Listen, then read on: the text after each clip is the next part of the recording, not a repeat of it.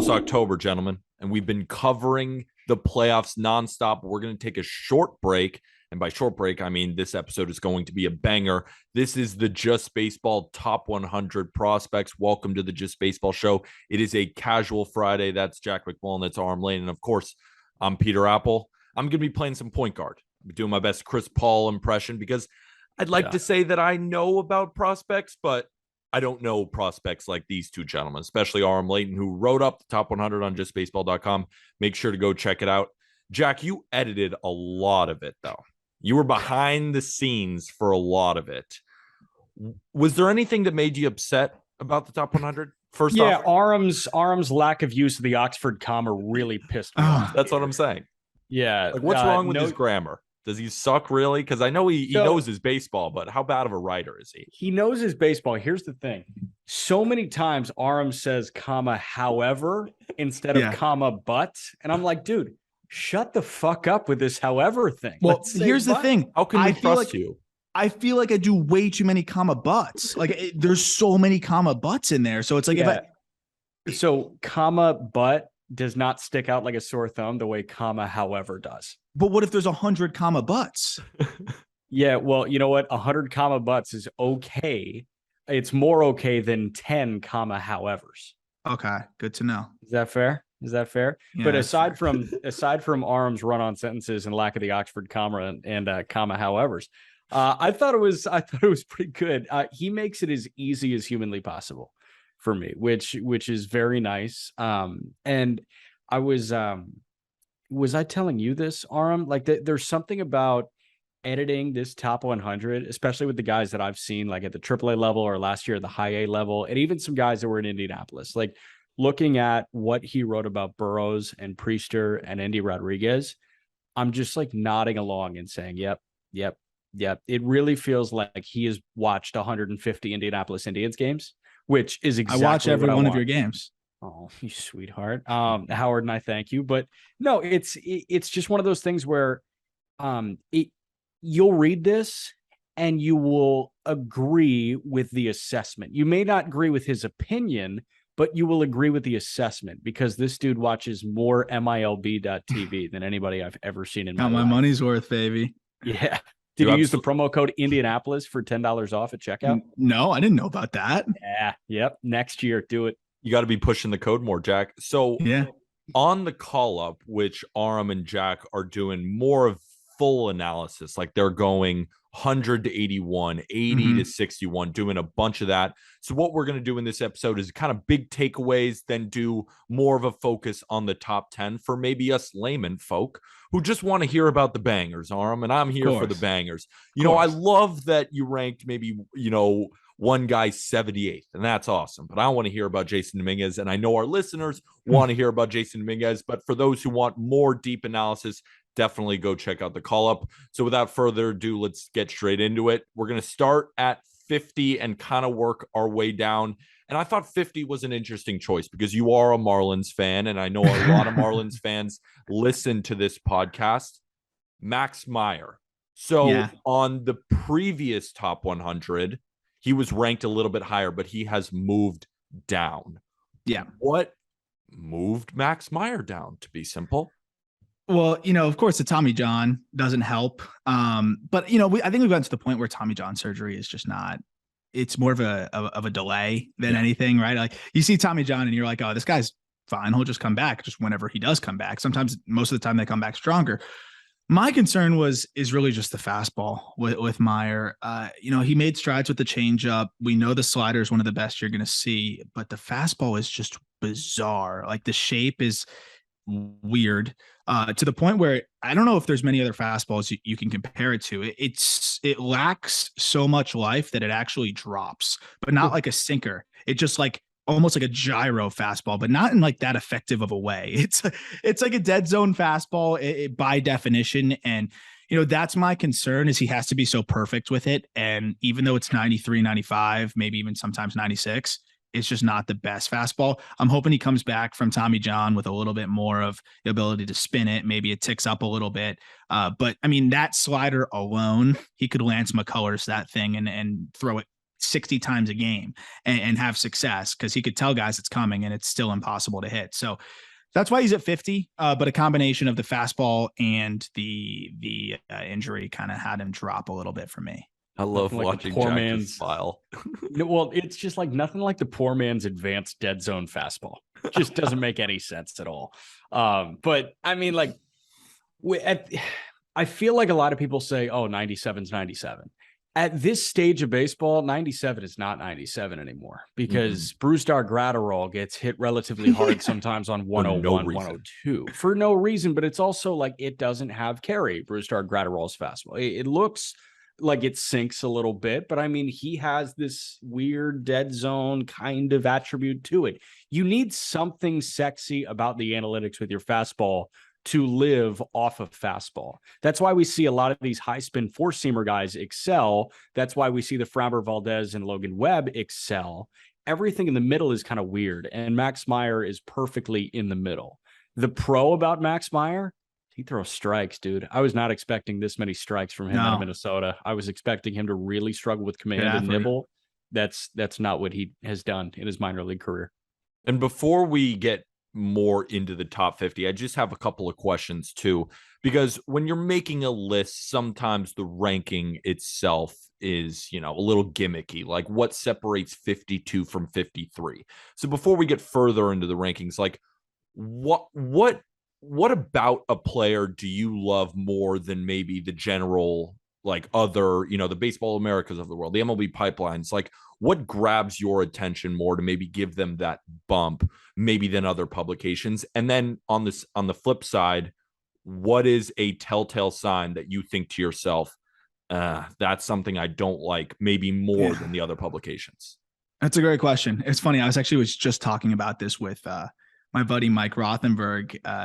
Played in high school with him, and he's in the Tigers org, and he was asking me the same question, like, what do you base it on? How do you look at it? And I try to look at every player very holistically, is like cliche as that sounds, because I want to see how a guy leverages his strengths or hedges his weaknesses. And, like a perfect example would be, I would even look at like a Zach Veen, right? Like Zach Veen has this incredible power and, has game-changing speed to go with it. And we're talking about the power speed combination and all the things that he brings to the table, but his swing is long and he really struggled in Double-A.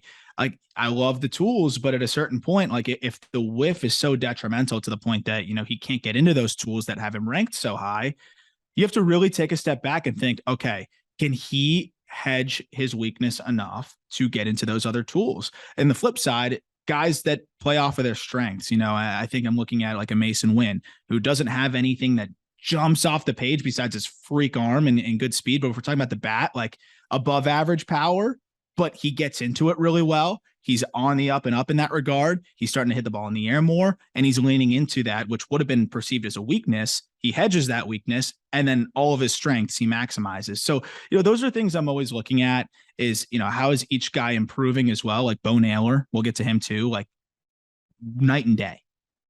Is it just a coincidence? Is he having a nice stretch, or does his swing look different? Bo Naylor's swing look totally different.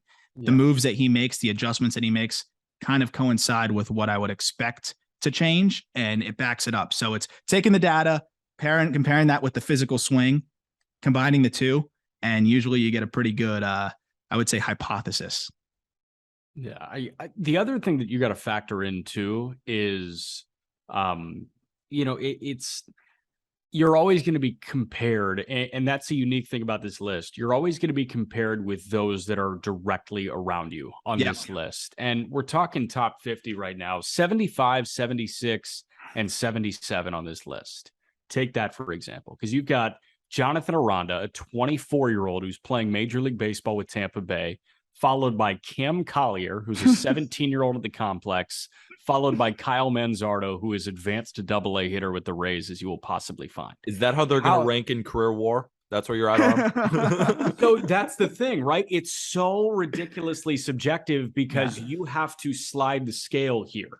With Manzardo and Aranda, it's how soundly do I sleep at night knowing that those two are in my organization? With Collier, it's not how soundly do I sleep, it's how excited am I that this guy's in my organization. So you kind of have to look at all these guys and just like fire from the hip, like, I'd rather have this guy in my system. I'd rather have this guy in my system. And it's a really, really hard thing. I think look at the ballpark, look at it in chunks of 10, where Cam Collier is a top 80 prospect, but Edwin Arroyo and Owen Casey are top 70 prospects and so on. Absolutely. And one other thing too, I'm curious what you think of this, Peter, because it's kind of like a betting analogy in a way. Because at the end of the day, these guys are all kind of lottery tickets and bets is, and this might resonate with a lot of the listeners who tail you. If you have the opportunity, like Kyle Manzardo, let's say you really like a bet at -120 and you feel good about that and you can take it, or you feel pretty good about a bet at +350. It's like, how do you weigh what's the better bet? You feel really good about the -120. You feel pretty good about the +350. Obviously, if you take the +350, it's going to be 10 to win 35. That's awesome. But you got pretty good, almost surefire money at this -120 bet you feel really good about. It's like trying to balance those two. Which bet is the better one? It's really tough. So it's acknowledging, like, how confident are you in that high upside guy? And is it confident enough for you to feel like you could take that in comparison to, a guy that's pretty safe, like a Kyle Manzardo?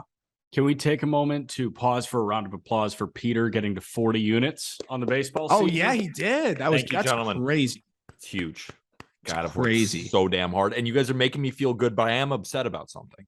I'm extremely upset. Jack, I want to tell you, Aram, you're going to hear it in a minute, but Aram, Jack, leave the Zoom. I'm talking to you for a second. Jack, I think the reason he has Brooks Lee at 48 and not way closer to the top 20 is he is upset the Marlins grabbed Jacob Berry instead of Brooks Lee, because Aram knows.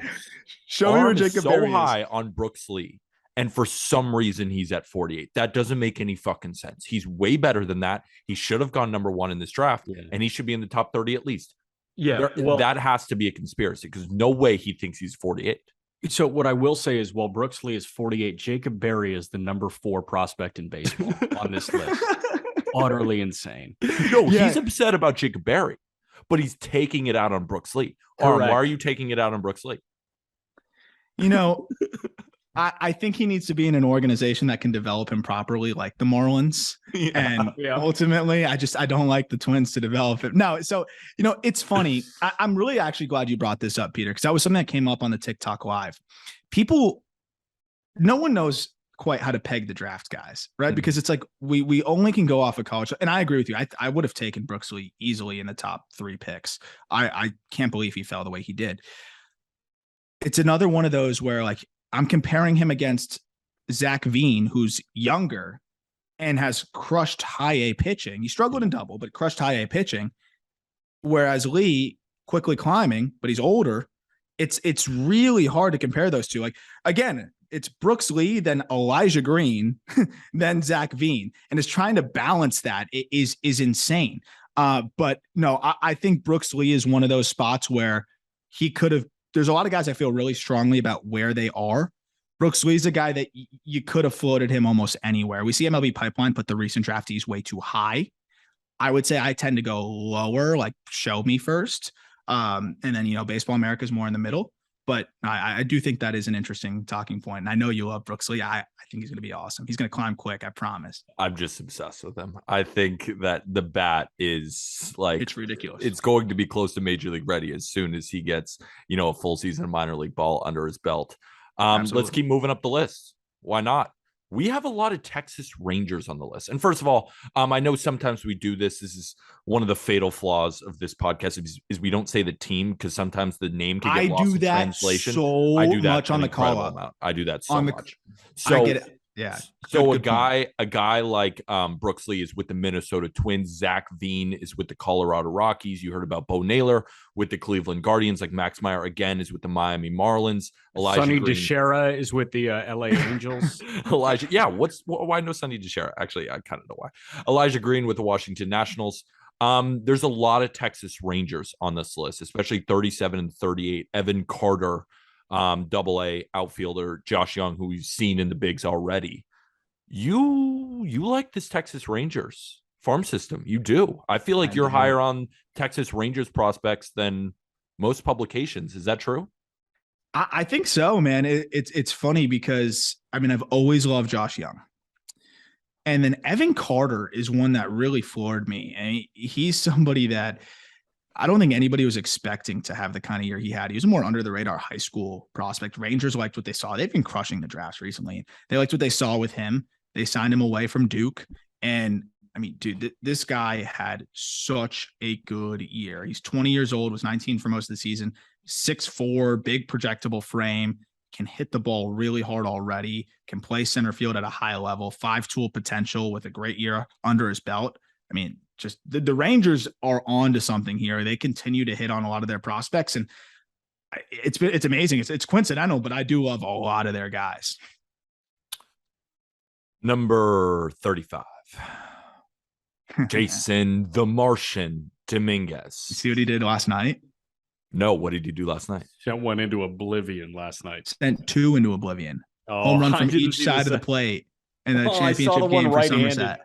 So one of the biggest risers of this top 100 still is not the number one prospect in baseball. I'll give you, it's fine. It's not that big of a deal. I mean, it's sort of a big deal because it'll be wrong, but it's fine. Jason Dominguez of the New York Yankees. He is a big riser, though. Like, what did he change? Because he was ranked in like the 60th, 70th range, if I'm not mistaken, in the last top 100. Off of other lists. Exactly. Off of, oh no, I'm not just saying you. Like you put him on the list when other people removed him entirely. So this is a general publication thing. People are down on him, then people are jumping back on. Why? I mean, it's been unbelievable to see a guy change so quickly in terms of, what his swing looked like when I saw him in person in Jupiter, where I legitimately was like, how am I going to break this to Peter? That was my first thought. Was like, I'm watching him get gassed up by 87. I'm like, oh my God, 87. I don't know what to tell Peter. And legit, Luis Palacios, lefty in the Marlins org, was gassing him up with 87.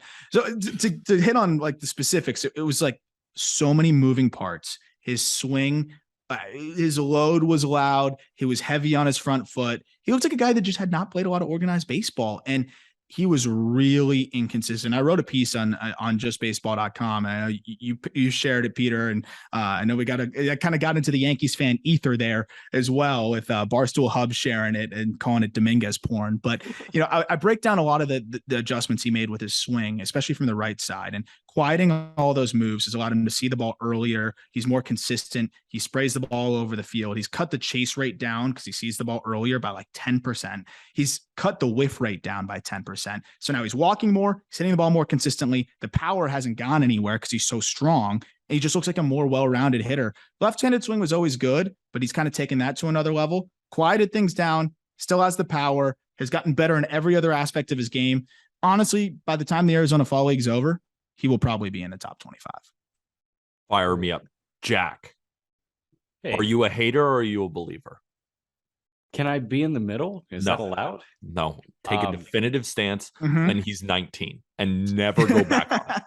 Yeah, that's fine. Okay. So I am now believing that he's Mickey Mantle with a little bit less power. Finally. And a little bit more speed and probably a little bit less bat to ball. I'm somewhere in the middle, guys. So I'm Aaron sorry. Hicks. No, I actually want to hear this. I do want to hear this. What do you think, both of you? I'll go with Jack first.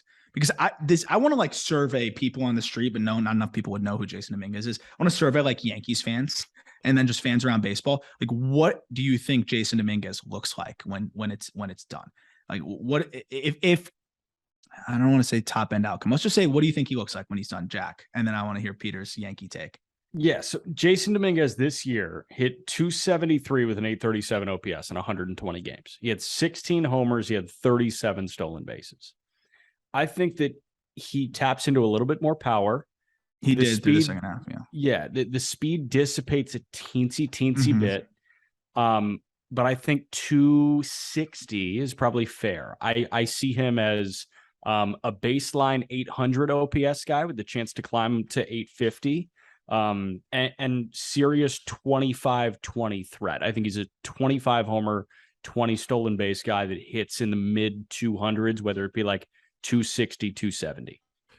See, I'm a little bit higher on him. I was thinking my guess for what he is during his prime was like a 250 hitter. I think he's always going to strike out a good amount. I think it's always going to be near that 30% range.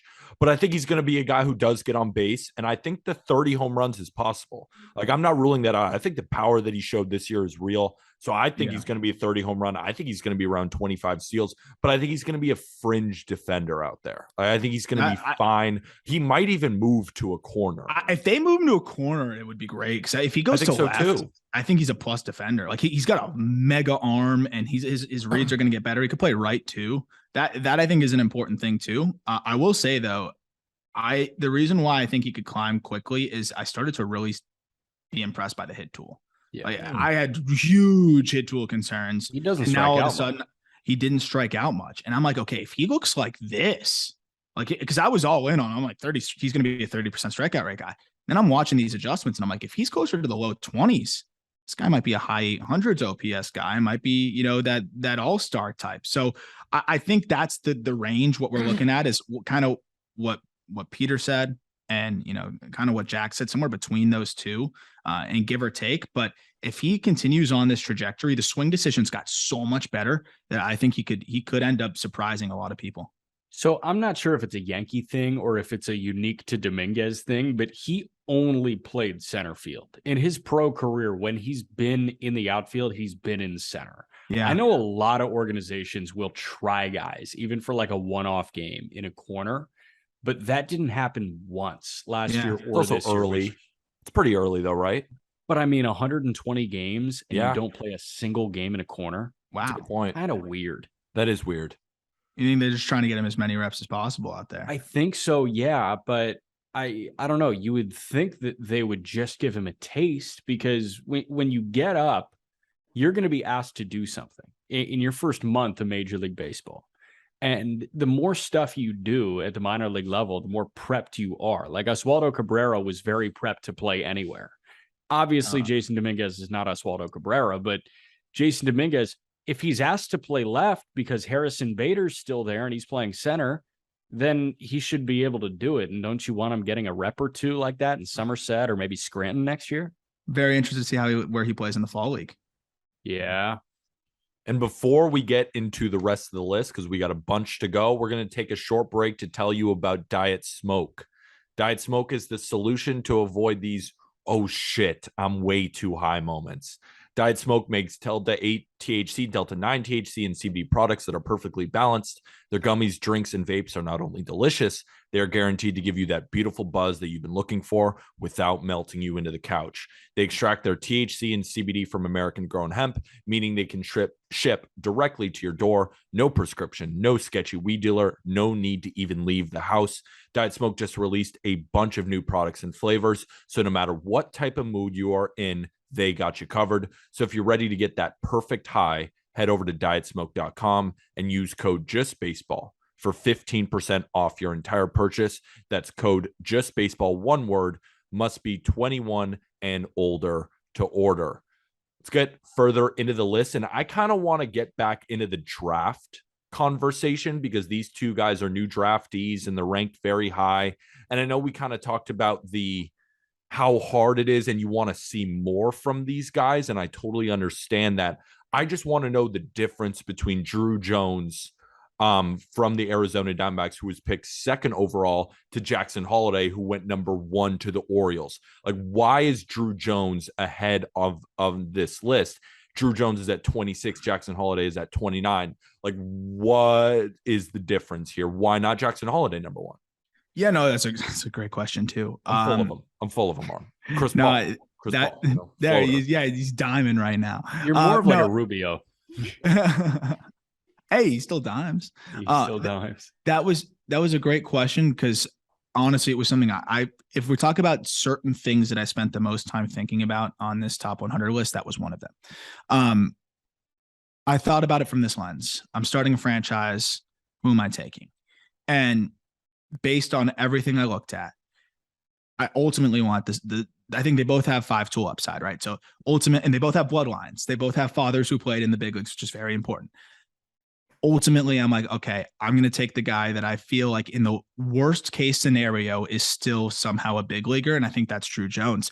If Drew Jones doesn't hit which I think he will. I think he's shown a natural feel to hit already. He's one of the best defensive outfield prospects we've seen out of high school. I mean, he is a guarantee to stay in center and a guarantee to be a plus defender out there just about, unless something, unforeseen happens physically to him. I mean, he is that good. He'll get more, comfortable with his reads and routes. Are already pretty good. Whereas, Jackson Holliday has a shot to be a good shortstop, but is he going to be one of the best shortstops in the game? Probably not. Drew Jones, I could say, will potentially be one of the best defensive center fielders in baseball. He reminds many evaluators that were old enough to see his father of his father when he was coming up. So, obviously you're hoping that he can hit as much as his dad did power wise and do the things that he did. But I think it's safer to almost guarantee that his glove's going to be what we are hoping it can be. And if he can hit even a little bit, his floor is way higher. And I think they both have similar offensive ceilings. Jack, what's your read on these two guys? My read is the opposite, but I trust Aram. My read is like, I don't know. And you get such a limited view at high school guys that are taken in the draft. Like nobody knew anything about Mickey Moniak when he went 1-1. Let's be honest here. Like obviously the Phillies did their homework and all the other, teams that were going to draft him did their homework. Not enough. That 6-minute YouTube video wasn't enough. Like highlights. Yeah. So that was the extent of my pre-draft knowledge on Drew Jones and Jackson Holliday, and based on 12 total minutes of understanding. And the only not college person in any sport that I'm truly prepped on is Victor Wembanyama. Every night, obsessed. Every night, several times a week. But no, I mean Jackson Holliday and Drew Jones. My read on the 2 6-minute videos was, Holliday looks a little bit more like a high schooler now versus Drew Jones looks like a true pro. It's so clearly obvious that Drew Jones has the range to be and has the athleticism to be one of the best center fielders in the game. But there was something like short about Drew Jones's swing that felt the swing needs work. Absolutely. The swing needs, that was my thing. I didn't see with my naked eye as much work needing to be put into Jackson Holliday's swing and Drew Jones, and that played massively in my head. Okay. No, I think that's 100% true. I think Jackson Holliday's swing is way ahead. And we saw that in limited looks in low A. I look at what he's already shown bat to ball wise. And also Drew Jones has already popped like 105s, 106 mile per hour exit velos in the high school circuit, which is crazy. What is that? That is disgusting. He's a freak. And even with the D-backs are aware of the swing. He's aware of the swing. And even with that, he remained extremely productive and controls the barrel well. It's slight tweak, and all of a sudden, I think he could end up being a freak of all freaks. But yeah, I think that it's a little bit safer, maybe bat-wise, but I think just overall profile-wise, I'll take the elite center fielder, and I think he's going to find a way to iron out that swing a little bit. But your takeaway is 100% correct, Jack. That swing is in and out of the zone too quick right now. Here's something that nobody wants to say, and it's not a take that has any real merit or any brain power really behind it, but someone's got to bust. So when I was watching the short YouTube videos and I was trying to do my due diligence on these guys when we were covering the draft, was Drew Jones is the bust. Makes no real sense.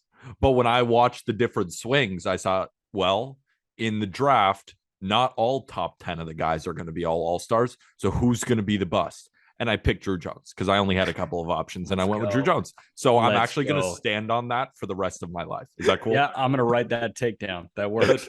Drew Jones. We needed a take. We needed a take and we got a take. Never going to be anything, Aram. So I had no idea where you were going with that. And that actually was everything I was hoping it would be. That was great. There we go. So Red Sox fans are in shambles. Marcelo Meyer did not crack the top 20, and Jordan Lawler was ahead of him at number 20. Was this an FU to Red Sox fans? Or do you generally think that Jordan Lawler is better than Marcelo Meyer? Well, of course, if you ask any of the Red Sox fans who listen to us, they'll say it was 100% an FU to them. But what I will say is I actually like Red Sox prospects. It's once they graduate to being a Boston Red Sox is where the resentment grows. It's like, but really, like Tristan Casas, I absolutely love, and we'll get to him. But ultimately, comparing Lawler and Meyer is another one where it's like, this was a processed it, I thought about it. I actually texted Jack about this and I said, here is the breakdown. Here's everything that I took away from this. You tell me which guy's more valuable to. And I think Jack kind of agreed with me, and I'm interested to see what he ends up saying here. And then I'll give you my breakdown too, Peter, and you can provide your thoughts on this too, because Meyer actually has more power potential. Lawler is actually the better bat to ball guy, which is not how I think we thought it was going to go. Lawler is the better athlete. Lawler will be a better defender at shortstop overall. Meyer has, I think, one of the more polished swings, though, you're going to see, and I think it's going to develop into making the hit tool conversation very close. Meyer has more physical projection. I think the power is going to be actually a notch higher than Lawler for the foreseeable future. The exit velo is already better. Left-handed stick versus right-handed stick. But I think Lawler has the edge on defense. Lawler has more than the edge on speed. Meyer's an average runner at best, I think, at this point. Meyer has the power potential, and he swings from the left side. And that's kind of where we're at here. The tiebreaker that kind of put it over the top is the fact that Lawler ended up in double. And I know the numbers weren't sexy, but he finished strong, whereas Meyer was in high A with swing and miss concerns. So Lawler's safer, a little bit more well-rounded at this point. I'd say Meyer way more offensive upside to dream on, but I think Lawler provides enough upside where you're like, I like the balance of, it's pretty high floor, still really high ceiling. Jack? I like Marcelo Meyer so much more than I like Jordan Lawler. I lie to Aram's face constantly because I want to see him fail. Do you guys want me to say more serious things? I feel like I've been joking a lot. No. I like the intro of something unserious and then getting to the serious instead of you just drop something and then just waits for Peter to chime in. Like, hello. Yeah. So these two are going to be stacked until the end of time. It's Andrew Luck and Robert Griffin III, right? And one was way better than the other. They're both out of the league. So, I mean, but like they're always going to be in the same conversation, right? Mahomes and Trubisky and Watson, and I mean it's Burrow and Tua that we saw last night. It's about Fields. It's the same, sure. It's the same kind of conversation here, and that is what makes it so interesting. Like it's Lawler and Meyer versus the field where you pick where they are, but then it's a Lawler versus Meyer conversation every time. And I'm with Aram here wholeheartedly. Like he laid it out plainly for me. And I said Lawler because it's a WRC plus versus WAR conversation. I think at the end of their career, Meyer is going to have a noticeably better WRC plus than Jordan Lawler. But I think at the end of their career, Lawler is going to have a noticeably higher WAR than Marcelo Meyer because everything else that Lawler does to enhance his value for the Diamondbacks is, I think, bigger than what Meyer does to enhance his value for the Boston Red Sox. But I do think Meyer will be the better hitter. Lawler stole 39 bases across the three levels on 45 tries this year. Like he's just so dynamic. And he is a disgusting defender. Gross. I put up some of his highlights. It's crazy. So I could see Meyer moving to third long term, and we'll mash there. But again, it's an F4 thing for us when we do the rankings. That's another important thing. I'm trying to project F4 here, which we'll get to at the top of the top. And I think, like Jack said, F4 Lawler. You guys know, back to a gambling analogy, when a bet almost makes too much sense that it doesn't end up working out? Yeah. It's caked. Like the Lawler over Mars, you guys broke it down so beautifully that now I think Meyer is going to be better just because it was too logical. Like it was too good of an argument. And now who's going to be Meyer's going to be a 10-time All-Star and Jordan Lawler's just going to be a rich man's Kevin Newman. Well, and I hope you know that Carson Williams is going to be better than both of them by a country mile. And Ronnie Mauricio. Yes. I want to talk about some pitchers.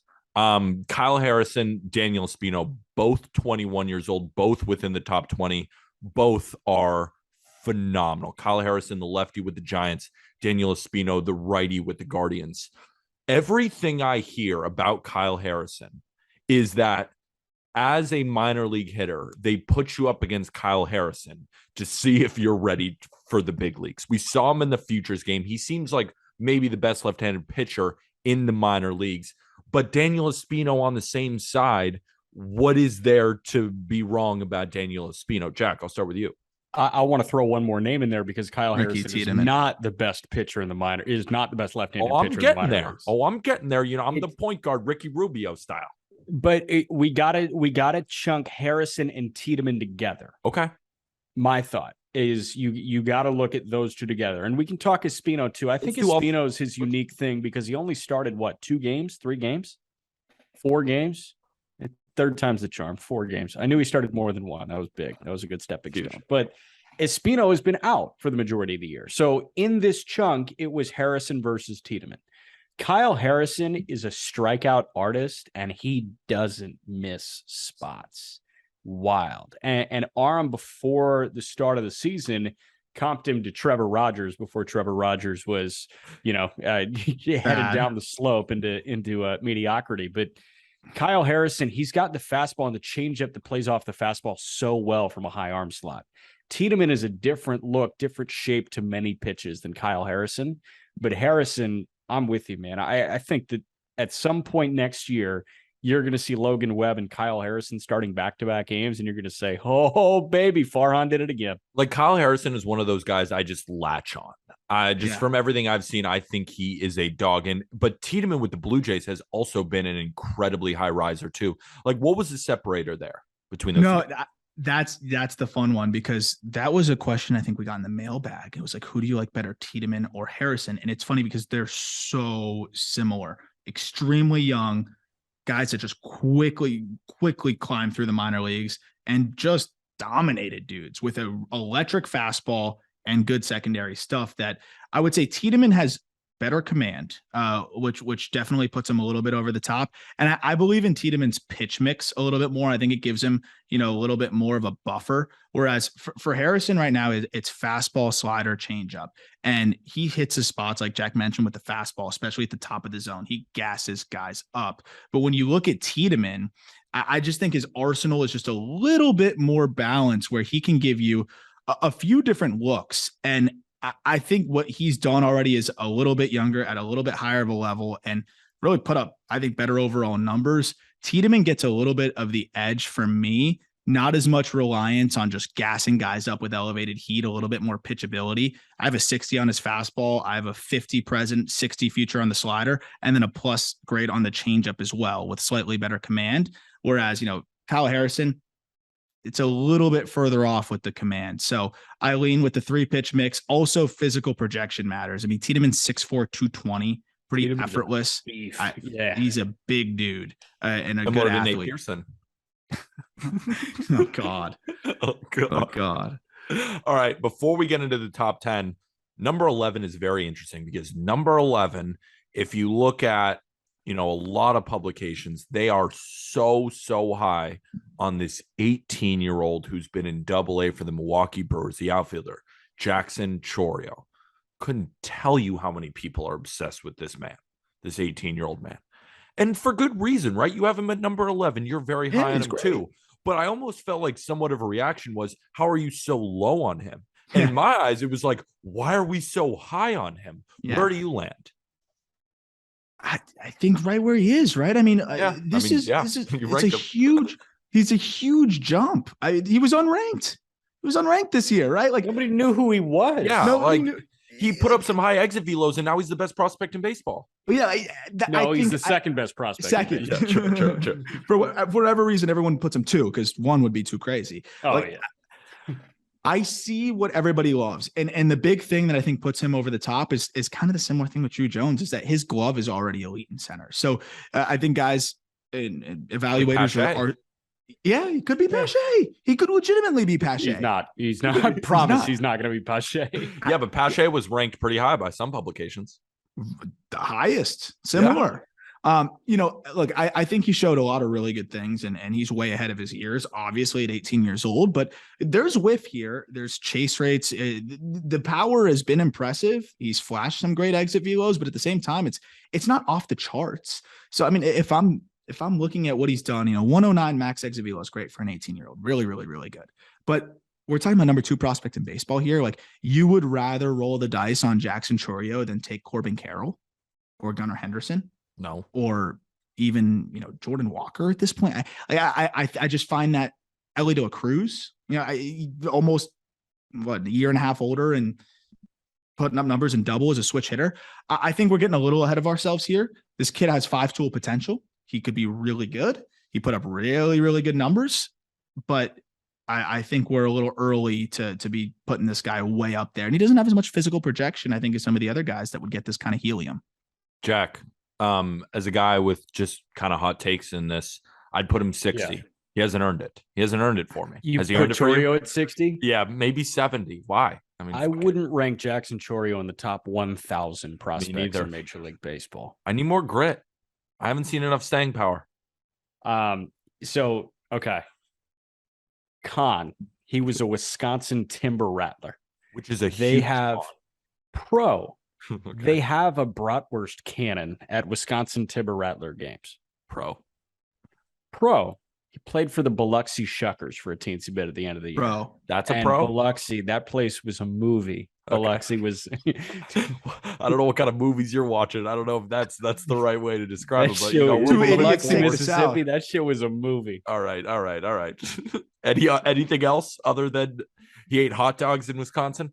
He didn't eat them. They've got the cannon that they shot into the crowd, so he was playing in front of the hot dog or in front of the bratwurst cannon. But I mean, he's just a freakazoid. He's a freak athlete, but he's 18 years old. I'm not that interested in making an 18-year-old a top 10 prospect in baseball, and I liked it.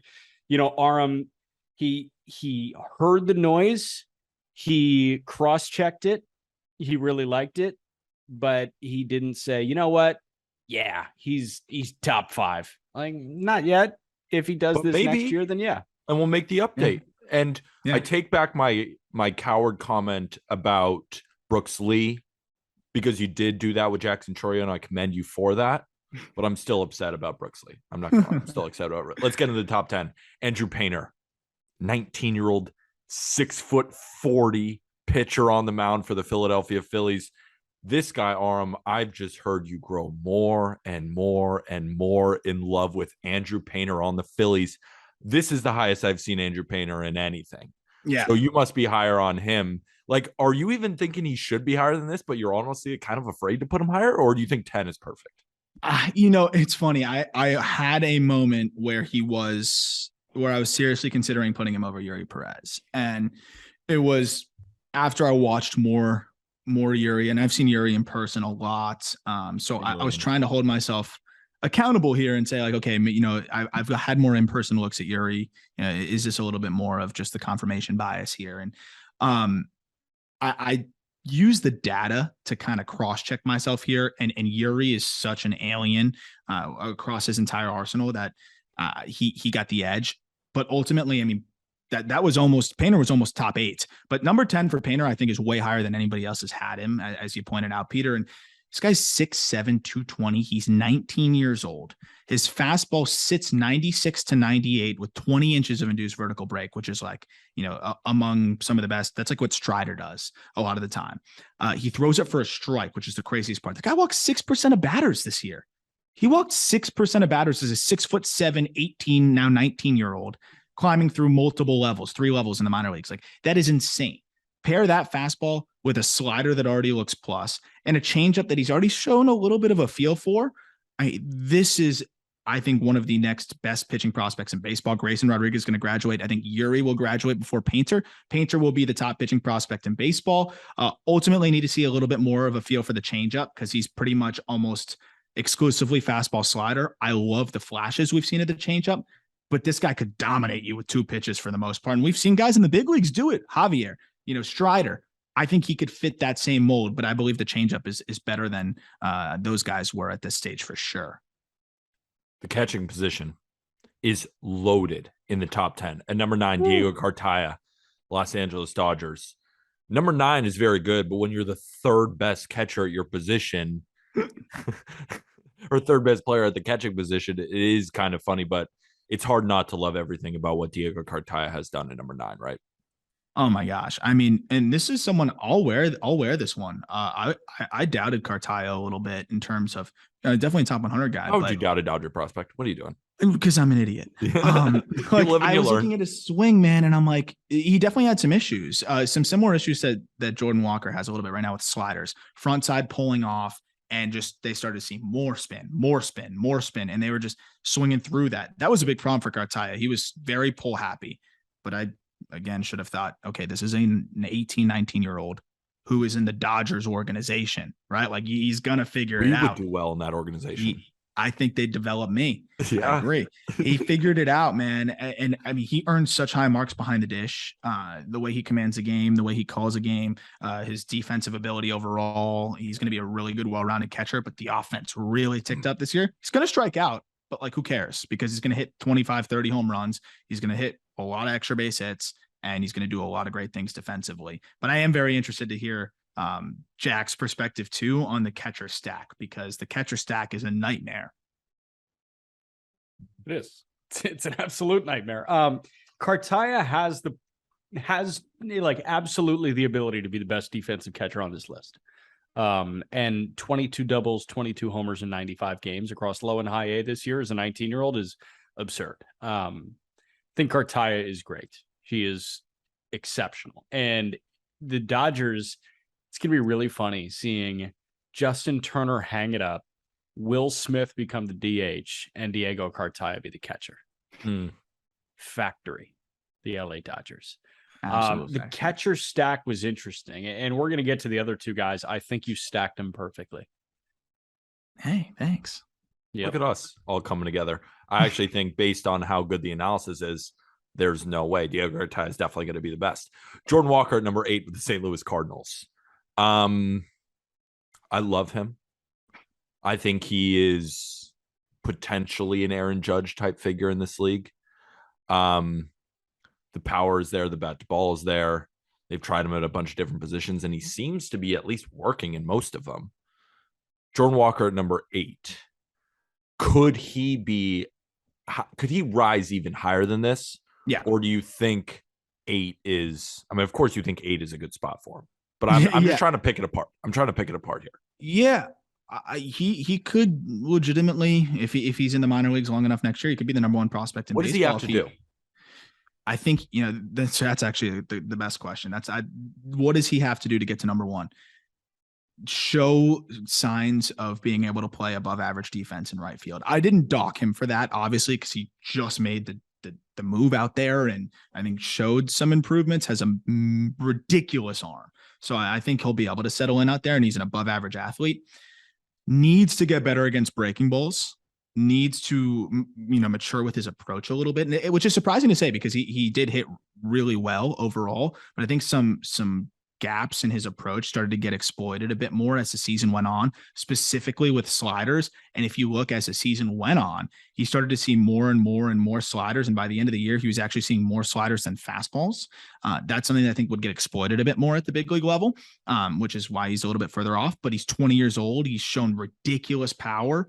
He's shown a knack to hit still for a guy of his stature and a guy of his youth that you don't see very often. So I think he's going to get there, but to be in the same conversation with these other guys, right? I'm comparing him to an Ellie De La Cruz. Ellie De La Cruz whiffs too, but Ellie De La Cruz is a switch hitter with plus speed who can play shortstop. Jordan Walker is, a right-handed bat with, maybe above average speed that probably won't sustain, who's learning a new position. And, that's ultimately what kind of kept him out of the top 5. Jack, do you think it was a mistake that the Cardinals didn't package him with maybe a Carlson and Win and these guys for Juan Soto? No, because if he becomes the best hitter in baseball, you're kicking yourself. And I think this guy more than any other person on this list, I think Jordan Walker has the highest possibility. And again, the probability of this happening for any of the guys on this top 100 list are so ridiculously low.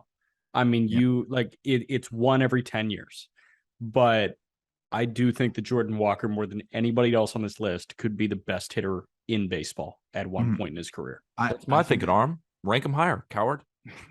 So, here's the thing, FWAR, right? And if we're looking at overall value, what is he going to be able to provide beyond the bat? He is the only guy on this list with 80 raw power future, 70 present, 80 future. That's worth noting. That's insane.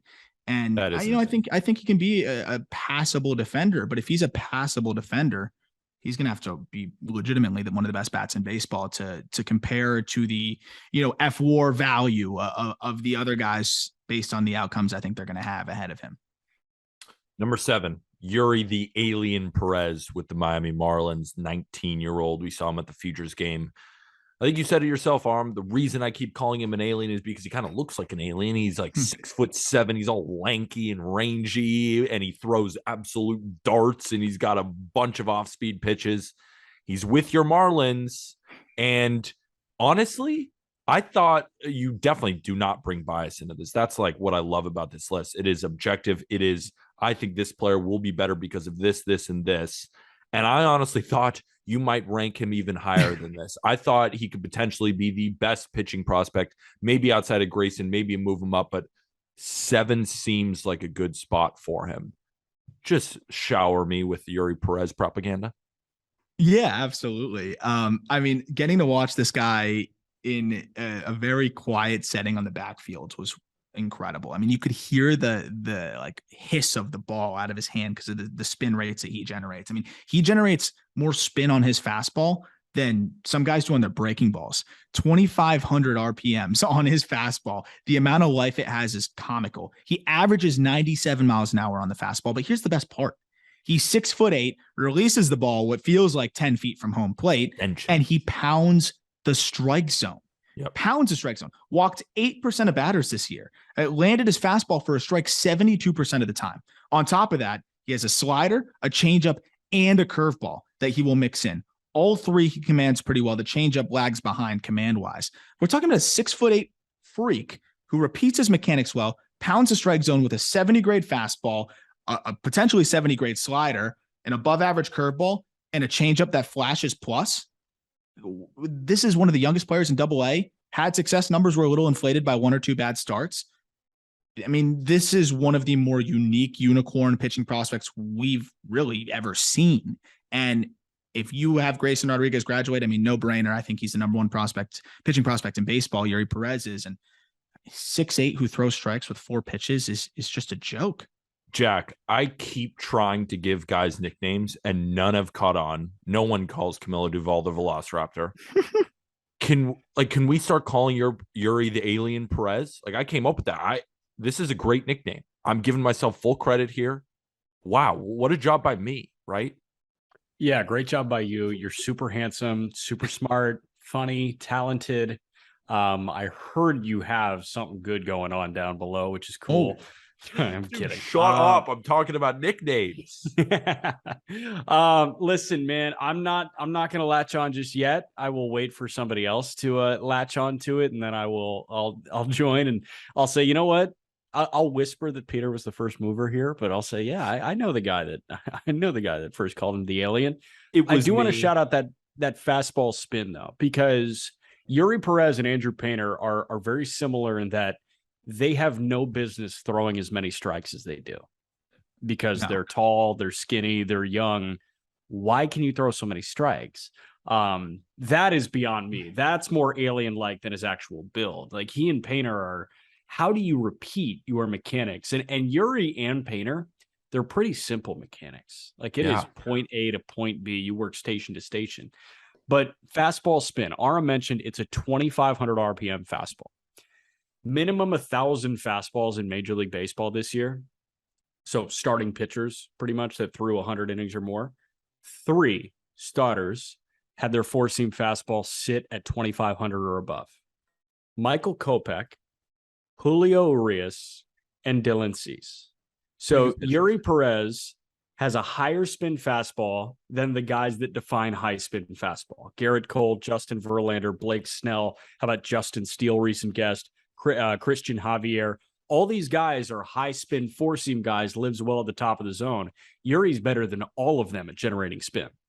And just the spin rate conversation, why I think it's so important, especially for fastballs, is that spin gives it that life that it looks low in the zone and then it just has the appearance of it rising up. And like the high fastball, it just has that Nolan Ryan. You know, have you guys seen that new documentary on Netflix about Nolan Ryan? It's awesome.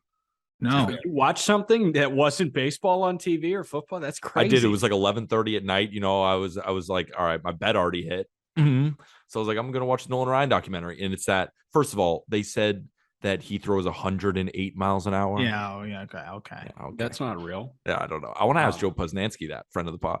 I want to see if like he actually thinks that, because sometimes I don't know. So gravity does not allow a pitch to rise from an overhand delivery. It is impossible for a pitch to rise. But the more spin you get, the more perceived rise it has. He's got great stays on ride like a line on his fastball. It stays on a line. The higher spin, the more on a clothesline it stays. And it's spin efficiency too, and he keeps getting better with that. The thing with Painter is he gets like It's 21 19. inches of induced which is crazy. Induced vertical break is kind of what the more induced vertical break you have, the more it stays on that line. Andrew Painter's as elite as it gets in that department, and Yuri Perez is not far off, but I mean, he has ridiculous spin rates. Number 5 and number 6. Extremely interesting. I think Mets fans might be a little bit upset, and I think Blue Jays fans will be over the moon. Number 6, Francisco Alvarez, New York Mets, 20 years old in AAA. Gabriel Moreno, and number 5 of the Toronto Blue Jays, also another catching prospect. You gave them both future values of 65. It's hard to kind of separate them, but Francisco Alvarez was possibly the number 1 overall prospect and is not anymore. He's at 6. It's not a detriment. It's not like he fell. It's not like he's not going to be good anymore.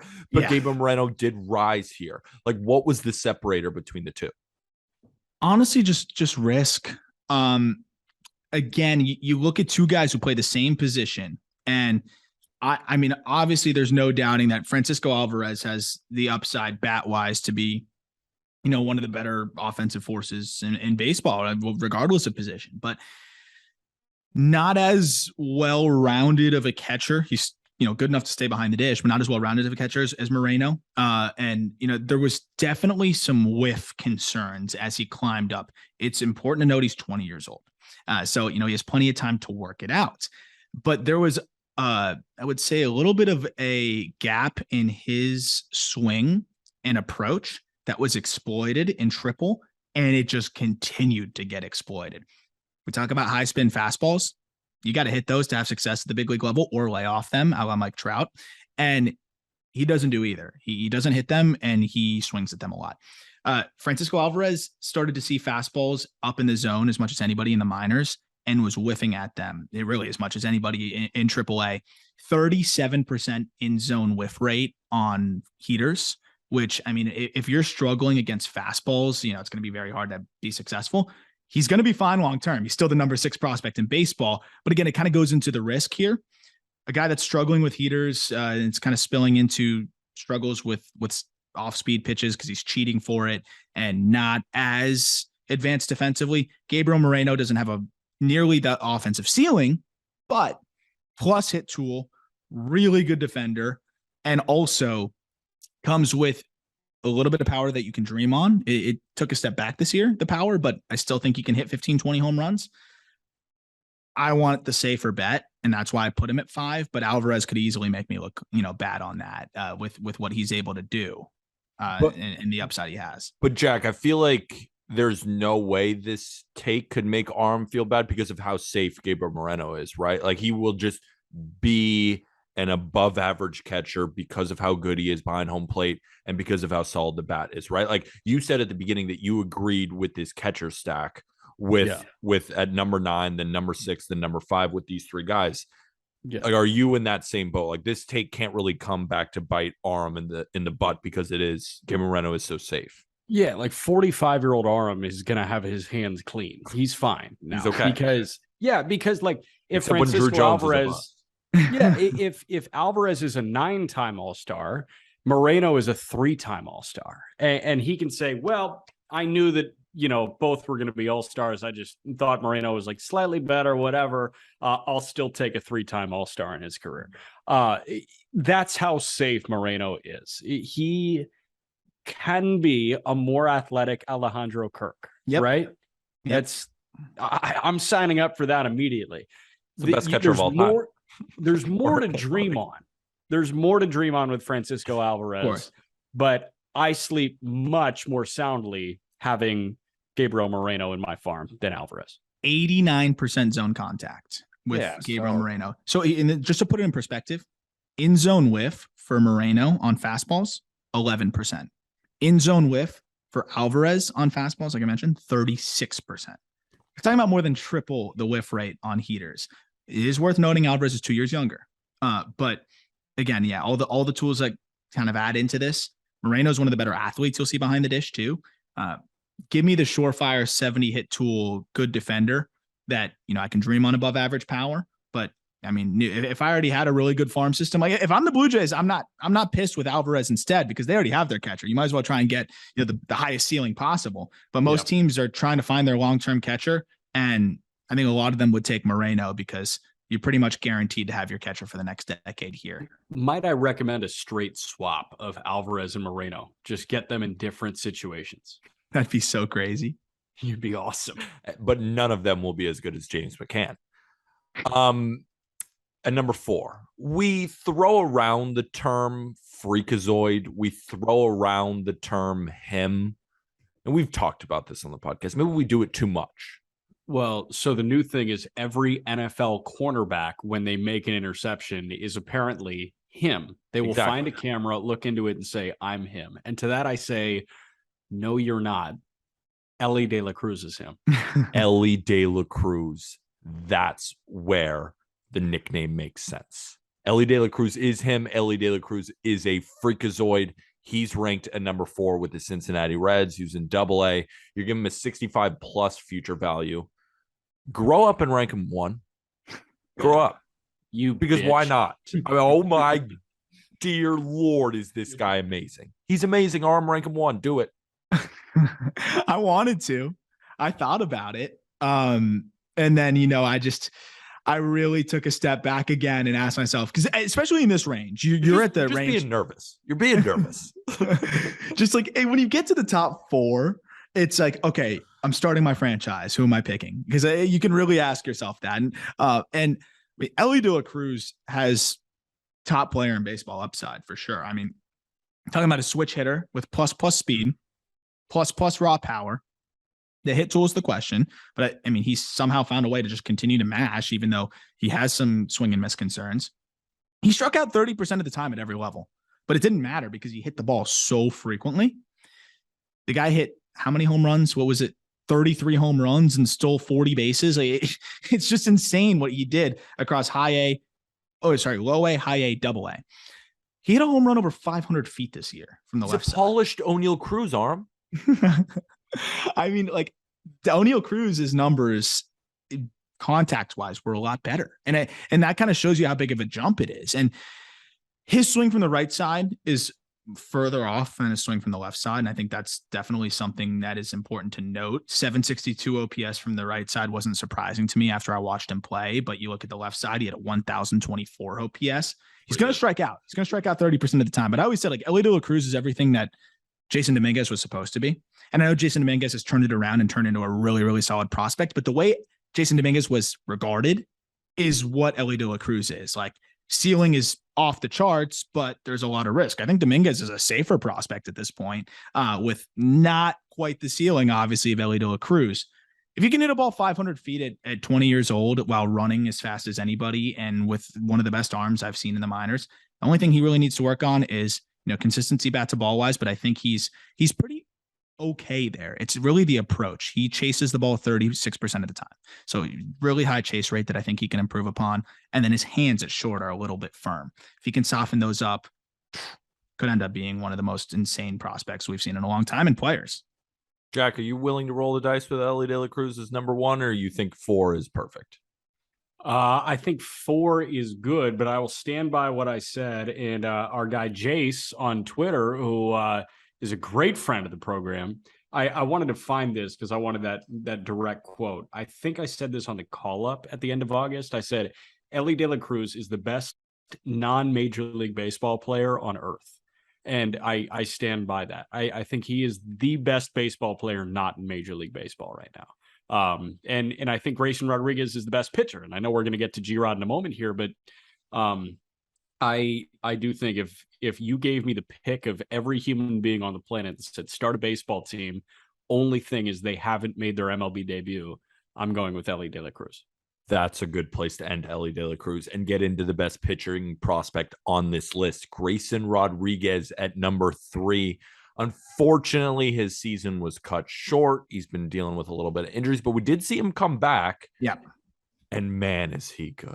I mean, I remember Aram. I think I had a take, which now I kind of want to walk back from the Shane Boz versus Grayson Rodriguez take. And with me, with Boz, I was just so floored by the lack of effort for this kid. But I remember when we were kind of debating about it, you're like, Grayson, it may be more effort and maybe doesn't have an as electric second pitch, but he has 4 and he's 6'5" and he throws as hard. So I'm going to take Grayson. I was like, I'm going to take Boz. The more I really look at it, the more I think I was incorrect. The 4-pitch mix is just crazy. And it's potentially 4+ pitches. Like 70 grade fastball, 60 grade slider, curveball that's 55 present with a 60 future. And then his changeup might be one of the best changeups I've ever seen. Like his changeup might be one of the best minor league changeups I've ever seen. He just carves guys up lefty, righty, doesn't matter. You're not hitting it. He throws that pitch 20% of the time, and opponents this year hit 167, 207, 244. It's a 451 OPS with a 48% K rate on his changeup. Yeah. So when you have a 95 to 97 mile an hour fastball and a changeup that is potentially 80 grade, I put 70 present, 80 future, and then also have a pair of breaking balls with the slider and the curveball that are what they are. And by the way, he throws strikes. This season, he only walked 9% of batters, and I think it'll continue to get better. I think some of the injuries and returning, he walked more guys than he thought, but 109 strikeouts, 28 walks this year. I think he could start opening day for the Orioles. I don't know the last time we've seen a guy make his debut as the opening day starter, but Grayson Rodriguez, the second he's promoted, is the best pitcher on the Baltimore Orioles, and I think he's going to hit the ground running. His velo has gone up every year as the season's gone on. This year, of course, he got hurt, so that made it a little bit of an anomaly there where we couldn't get accurately follow that. In previous seasons, velo went up as the year went on. This guy's a workhorse. I think he's going to stay healthy. I think the lat injury was a kind of a random thing here. He's been healthy for most of his minor league career. I think he could end up winning multiple Cy Youngs. We talked about Jason Dominguez and how the article you wrote was Yankee porn. The Orioles are in heaven because they just heard you spew that Grayson Rodriguez could be an ace very soon and could be making his MLB debut as the opening day starter. But there's another Oriole higher on this list, and his name is Gunnar Henderson. We've already seen him in the bigs. And I got to say, I know it's been a limited sample, so it's so tough to judge, and I'm not. It's just what I've seen from watching Orioles games and watching Diamondbacks games, because we're going to get into number one. Gunnar looks like a better hitter at this point than Carroll. But again, we're projecting long-term success, and Carroll has more tools. And I know Dustin, our guy, has been on the Corbin Carroll train, and I understand Carroll won, but I'm obsessed with Gunnar Henderson. I think he is one of the next great shortstops in the league. I mean, what he's done this year is crazy already. To have a 135 WRC plus in 27 big league games is silly. He brings crazy tools across the board. He's an above average hitter. He's got plus raw power. He's an average runner at least. And I think the glove is pretty solid. I think he can stick it short if needed. He can play third where he projects quite fine over there. He turned 21 years old 3 months ago. So, I mean, Grace, it was always going to be Gunnar Henderson versus Corbin Carroll for me. Ultimately, that's what it came down to. We went with Corbin Carroll at number one, and I'll make that case when we get to him. But really, it's 1A, 1B. Gunnar Henderson is pretty much, I think you can expect him to be what we're already seeing flashes of, which is 275, 280, 20 to 25, maybe 30 home runs, and then also just bring in tools and across the board. He's going to get on base at a pretty good clip. Does a lot of things really well. I've loved Gunnar Henderson for a long time, and it's pretty cool to just see him, develop into this frontline prospect and, core piece of what is the future of the Orioles. Let's make this conversation easier. Let's bring in the number one prospect, and his name is Corbin Carroll. We've already seen him in the bigs. He's the fastest player in Major League Baseball. Yep. I'm not joking here. I'm not being hyperbolic. He's faster than Bobby Witt. He's faster than Trey Turner. He's faster than C.J. Abrams. He's faster than Jorge Mateo. Faster than Buxton. This is the fastest player in Major League Baseball who could hit 30 home runs and play a very well above average outfield. And I'm even in my own head thinking to myself, Dustin's like, no, he could play an elite outfield, Peter. Like, say elite. Don't say above average, elite. Like, this is a 5-tool guy who doesn't look like a 5-tool player, right? No. Like, you look at Corbin Carroll on the field and you don't think 5 tools, but he is, right? I mean, that's the craziest part is what really, if you asked me maybe a couple months ago, I probably would have said I think Gunnar would have ended up being the number 1 prospect. And, Corbin Carroll, I took some of the power numbers with a grain of salt because he was playing in the PCL, which we've talked about, which is just a very hitter-friendly environment. And even in AA, what is that, Amarillo, Jack? Amarillo. Yep. It's another hitter-friendly environment. So, the power numbers were a little bit higher. But if you look at exit velos, 90th percentile exit velo, which is, I think, the most important thing. It's more important than max exit velocity, and it's more important than average exit velocity because it's, really how often are you hitting the ball hard and what does it look like? His 90th percentile exit velo is tops in the organization, just edging out Christian Walker for number 1 in the entire org. Talking about that from a guy that's 5'10", 170 and an 80 grade runner. On top of that, 4 outs above average in left field. They're playing him in left because Alec Thomas was playing center. 4 outs above average in 137 innings in left field. Then he goes to center. He's played 25 innings out there, already 1 out above average there. So he is an elite defender in the outfield, could win gold gloves no matter what spot you put him in of the 3 spots. He is ridiculously fast, obviously, which you can see on the base paths. Above average power that I think is close to plus with how hard he hits the baseball. Can spray the ball all over, has all the intangibles, above average hit tool. I just think this guy is as dynamic as they come. I'm seeing the defense the way it is. He's going to be a war monster, even if the offense isn't all the way there. But then if he's hitting 25 homers, which I think he will, while also hitting 280 and walking at a good clip, that's one of the better war guys in baseball and one of the more dynamic, well-rounded players you're going to find. Jack, I was going to ask you, who would you compare Corbin Carroll to, but I almost feel that it's sort of impossible. Like, what kind of profile do we have in the big leagues right now that is similar to him? Acuna, maybe? No, because Acuna's power is much, much louder than Corbin Carroll's is. I was just thinking the 5-tool freaks. I mean, Acuna's fast as shit when he's not dealing with an ACL thing. Now, I'm going to buy myself some time by laying out the cons to Corbin Carroll. Is Mitch Haniger your comp? No, I don't think so. But I need some more time here. Corbin Carroll, at no stop in his professional career, has ever laid down a sacrifice bunt. That's a massive, massive issue. In 26 games and 93 plate appearances, he has only been hit by 2 pitches. Get grittier, crowd the plate, and take it on the face. Corbin. Agreed. The other con, when he did get called up, he was in the dugout in Reno, and I've talked to Aram about this often. Yeah, we have talked about this. His dap up of like his teammates was really weird. It felt mechanical. It was not loose. It was not fluid. So hard dap up. Put him 10th. Put him near Chorio. Are you kidding me? The DAP is one of the most important things in baseball. I tried to get as much DAP data and video as I could. The X DAP? Yeah. Yeah. Now that was the only thing wrong with Carroll. That bought me enough time to think about a good enough comp. And offensively, kind of feels like a mid to late 20s Altuve. Does he not? Ooh. Here was mine. Peak Jacoby Ellsbury. That's a pretty good one too. Yeah. Like that year where he hit 30 and felt like he stole 50 and hit 300. Then the Yankees gave him 7 years and he like accumulated 30 home runs over that 7-year span. So I'm talking that one peak here with Ellsbury, one of the fastest in baseball, played a very good center field and was close to 30 home runs. Snuck power. Yeah. I think those are both pretty comparable. I think mine's better though. Yeah, for sure. Mine's better. You know, because you look at what he did. I'm looking at Jose Altuve right now, and like 20. I'm gonna. How about his MVP year? I'm gonna avoid the MVP year. I want to. You were gonna avoid his MVP year. How about the MVP year was silly. Like I can't project Corbin Carroll hitting 346. Okay, well let's look at career numbers then. Career numbers for Jose Altuve over 162 slashed 307, 362, 467.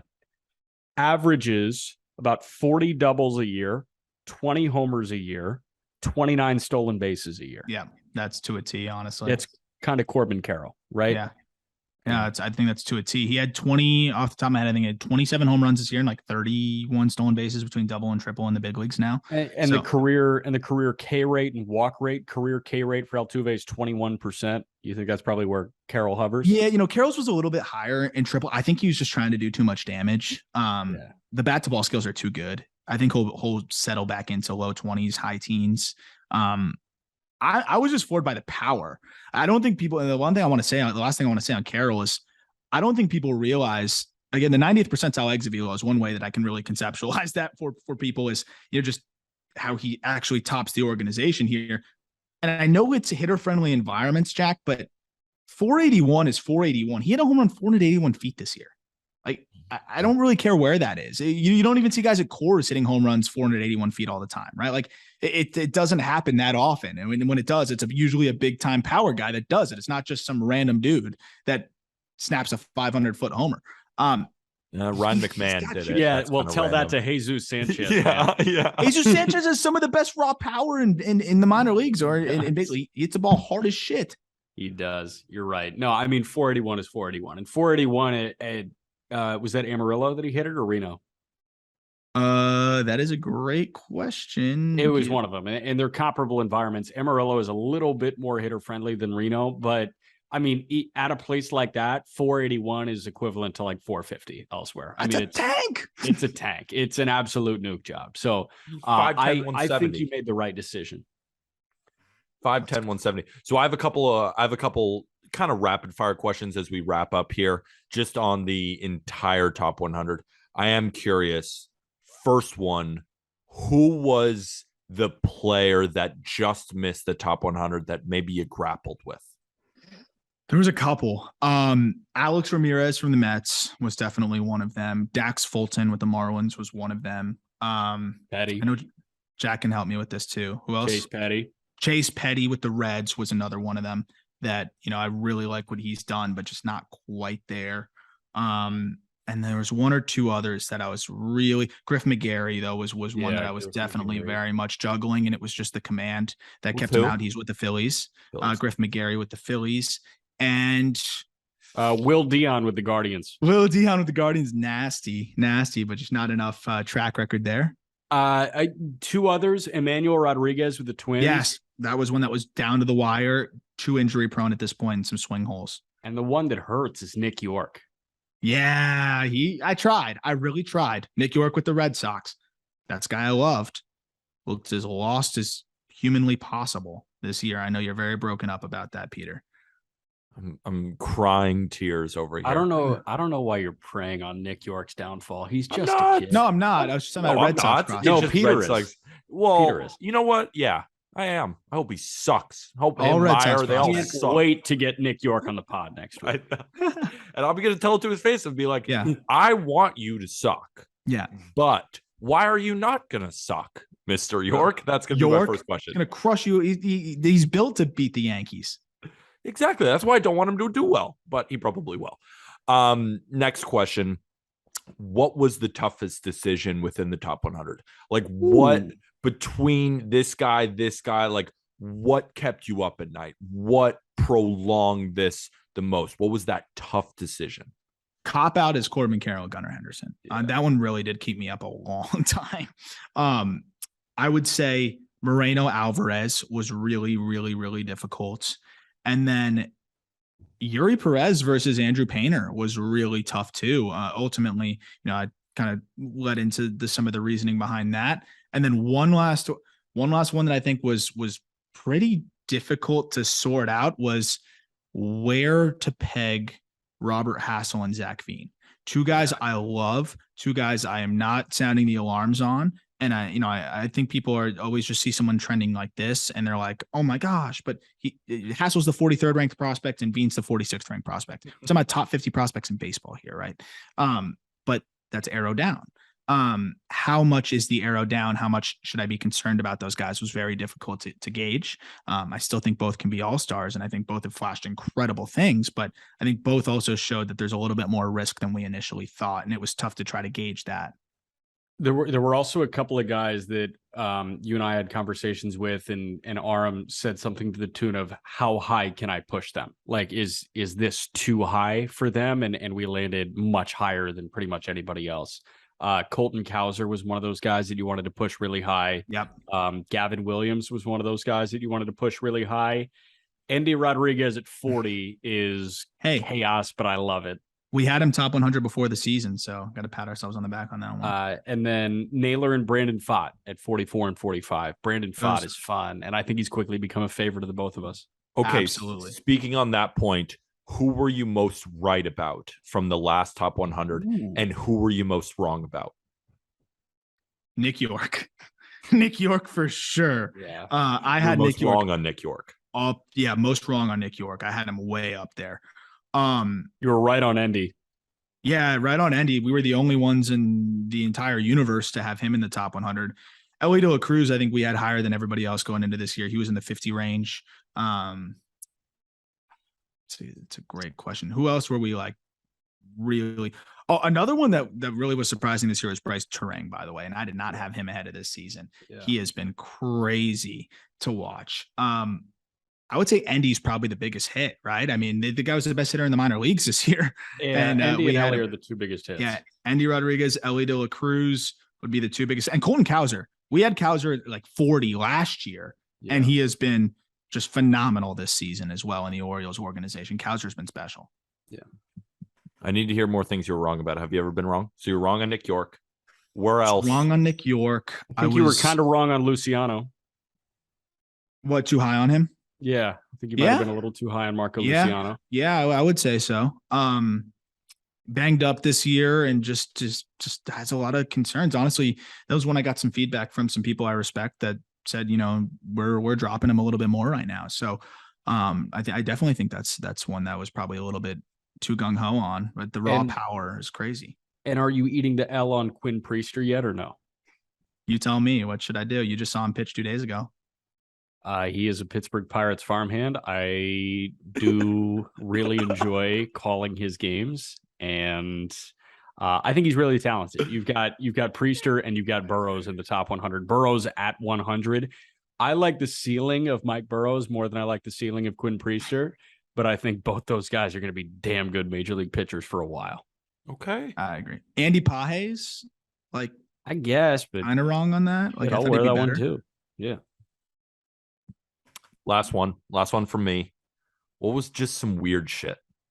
Like birthdays, like what is Jack, you were reading through it too. Like what was some of just the things that pointed out to you that aren't even on the baseball spectrum? Like all these kids are 19. Oh, Jack's king of that shit. What's super weird about this top 100? What's weird about this top 100? Yeah. Well, is it the obsession with 18-year-olds? I think so. They're kids. The back end is not okay with slashes in the birth dates. It was dashes instead of slashes. Oh, that was miserable. That took a little bit of time for me and Aram. So there were some back end things that were pretty weird about this top 100. I don't know about anything that's weird. I think it's beautifully weird that the Rockies are so exciting now. Yeah. That's my big thing. I mean, number of catchers. Yeah. Oh, sorry. Go ahead. No, I mean like Tovar, Drew Romo, Ade Alamador. Veen is like the fourth most exciting guy right now, which is which is just insane. I would say the amount of catchers is freaking bizarre because talk about the catching position in the big leagues. Like we always talk about this, Peter. It sucks overall. Like it's just really bad. And I didn't count it. But like I could literally count it right now. Like I'll just go through all the catchers, which just to put in perspective for people. Number 1 catching prospects, Gabriel Moreno. Number 2 is Francisco Alvarez. Number 3 catching prospects, Diego Cartaya. Then you still have a bunch of other guys. Logan O'Hoppe, who I love, just is another catcher. Big league hit. He was the Athletics minor league player of the year. You see that? Or you mean the Phillies? No, he was the Athletics overall minor league player of the year. The Athletic, the publication. Oh, the Athletic. Keith Law named him the minor league player of the year overall. That's best sick. player in minor league. He's our 27th ranked prospect for a reason. Is that 4 catchers that we just listed there? Yeah. Andy Rodriguez is 5. Bo Naylor is 6. Drew Romo 7. Henry Davis is 8. Harry Ford 9. Like that's 9. 10 is Luis Camposano. 11 is Kevin Parada. 12 is Ivan Herrera. More than 10%, 12% of the top 100 list is catchers. That's a While very meanwhile, at the same time, at the big league level, catchers stink. There's not even 12 good catchers in Major League Baseball. 12% of this list is catchers. Yeah. We're about to hit the golden era of catching. I'm very excited for that. But is it okay? How about this though? Is it you loving catchers, or is it the revolution? Right? Because like, how many other lists have 12 catchers? Right? Is okay. A lot. No, yeah. Tell me. I don't know. That's a good question, though. Yeah. A lot of these guys are top 100 guys consensus. And that's with Adley graduating, by the way. Yeah. That's with Adley graduating. And like Alejandro Kirk was a prospect like a couple of minutes ago. Yeah. So that'll do it for the Just Baseball Top 100. Unless you guys have anything more, I'll give us our lead on and we'll say goodbye. No, I appreciate you guys teeing me up, and appreciate everybody listening to me ramble about prospects. If you, for some reason, enjoyed that, check out the Call Up podcast, because we're breaking down every prospect in detail. We just put out the episode of 100 through 81. It was a lot of fun, and we're going to continue to go 81 downward into another 3-4 episodes, and then also interviews with a lot of different guys that are on the list through the off season to look forward to as well. Peter, thank you for being Ricky Rubio on this one. I'd like to say Chris Paul, but Ricky Rubio I'll take. Definitely go check out the Call Up. Aram and Jack will be going through all of these in much more detail, especially because we just did 50 through 41 kind of big takeaways. Then we kind of breezed through the top 10. But they're going 100 to 80, all that jazz on the Call Up. Definitely go check that out. Also, NFL picks are now live on Not Gambling Advice. As you're listening to this, the Friday episode it'll be up most likely later in the afternoon. So NFL picks for week 4 will be up. And of course, all of these different write-ups are on justbaseball.com, and feel free to share the write-ups from the top 100. They're easily shareable on Twitter. They're shareable on social media. If you like a certain prospect, if you think Aram's an idiot and you're like, this doesn't make any sense, like share it. We'll dive deep into your mentions, and we'll get some of those crazy people. But we love the crazy people. The crazy people are what makes us happy. It makes us better. Hopefully you guys enjoyed this episode. We will see you on Monday with Jack and Aram. We're going to continue to headline the playoffs, but we continue to do so. We thought this was a good break. Friday, Just Baseball Top 100.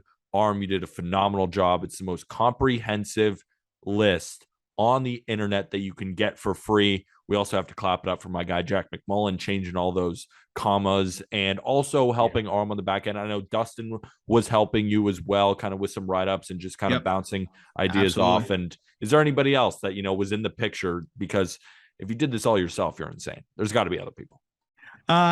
Just a lot of very accessible people in minor league baseball that, is able to bounce stuff off of and talk to. But Dustin was a big help on some Dodgers guys. He's really great baseball mind and loves getting his thoughts on a lot of those Dodger guys. And it was a lot of fun. I'm looking forward to hopefully having more and more help on these as we go forward too, because it does take a little bit of time, but I really appreciate everybody checking it out and sharing it.